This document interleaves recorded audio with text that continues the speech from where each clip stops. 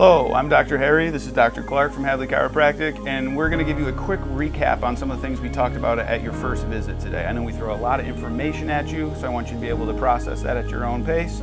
And also, if you have a spouse or a family member that you're trying to include on this so that they can understand what you're going through and support you through your healing process, you can show them this as well. One of the most important things to understand after your first visit is what are we looking for as chiropractors? What do we do to correct it? And what should you expect along that process? And so when we're looking along your spine or different joints of the body, we have acute or chronic situations that we call subluxation. An acute situation may have been caused by a car accident. You might have fallen down the stairs or off of a ladder, and that caused the joint to jostle itself slightly, to injure the soft tissue that protects that, and then it affects the way that it moves, and it affects the way that it feels because of the pressure that it puts on the nerves that exit your spine. Our brain sits at the top of our spine, travels through your spinal cord, comes out as these nerves that control our arms, control everything in our body. And the reason we have our spine, which is a hard protective covering of that, is to keep that as safe as possible. As your chiropractor, our job is to find where those subluxations are in your spine or in your extremities and come up with a plan of adjustments to allow them to properly heal and to maintain those corrections once they happen. So these injuries are essentially spinal sprains, and it's helpful to think about these injuries as an ankle sprain, and the healing process should be considered fairly similar. So the first couple of weeks we're going to check on things pretty frequently, ranging between twice a week and 3 or 4 times a week, kind of depending on the severity of the injury. Our goal is to keep these joints aligned properly long enough for these stretched or torn ligaments to tighten back up and be able to support it on their own.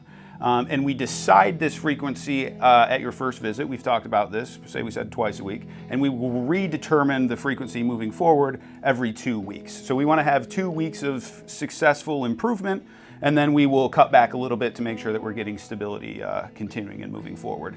Our goal is always to get to the point where we've gone a month in between appointments, you've been feeling great, and we had very little maintenance to do when you came in the next time. Some people like to then call it done, which we encourage. That's exciting. We like to finish things and we like to have you feeling better. And some people after that will talk to us about what is required for a proper maintenance schedule so that they can avoid these injuries again, especially if you have a very physically demanding job or you just beat on yourself working on the yard or whatever it may be. But that's personalized towards the end. A lot of people ask us, how often do we get adjusted? We have relatively physical jobs. We like to keep our body as finely tuned as possible so that we can perform at our absolute highest caliber.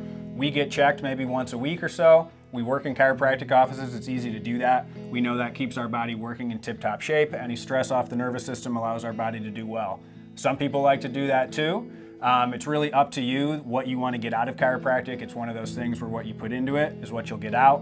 One of the things we like everyone to understand is that unless there was some acute injury like those accidents, this process of building this stress on your system, building this stress on your body took time.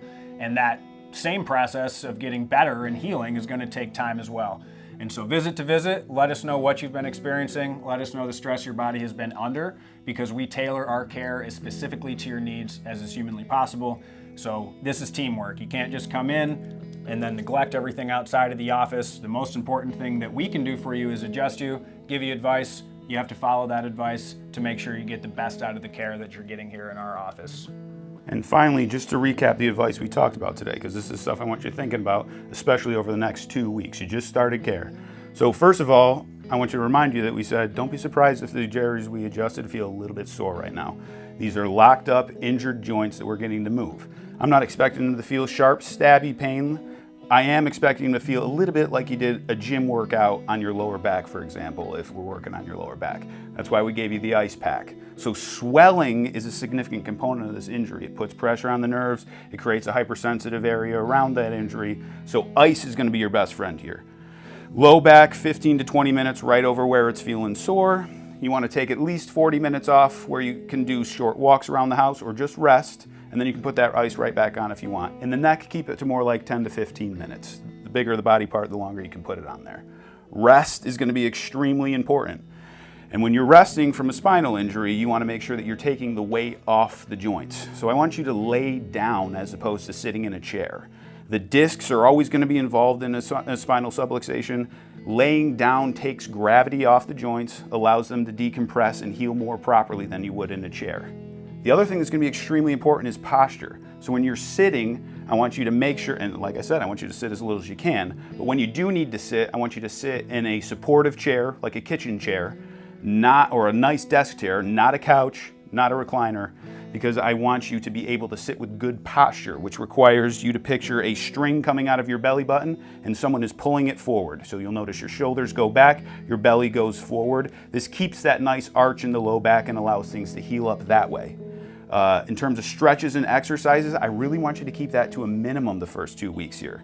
If you're already doing something that you find helpful, or you have a morning routine, keep that up. I don't want to change too much, but in terms of specific low back stretches or exercises, we will add that. We will add that later when the joints have healed up enough to tolerate that. Right now, it's an issue of joint instability. We need to give that time to tighten up and hold in its new safe position here. So trust us on that one. Those things are coming. If you'd like, you'll see on the website, we have tons of stretches and exercises on there that you can preview, but I would encourage you to wait until we tell you it's time to start those. So for now, ice, rest, good posture, lay down when you can, and short walks are extremely important too, to keep the joints moving if it's a low back issue. If it's a neck issue, I would encourage you to do what we call pain-free ranges of motion, where you're just moving your neck to look around, keep the joints from locking up, but don't feel you gotta really stress it or press into the areas that hurt.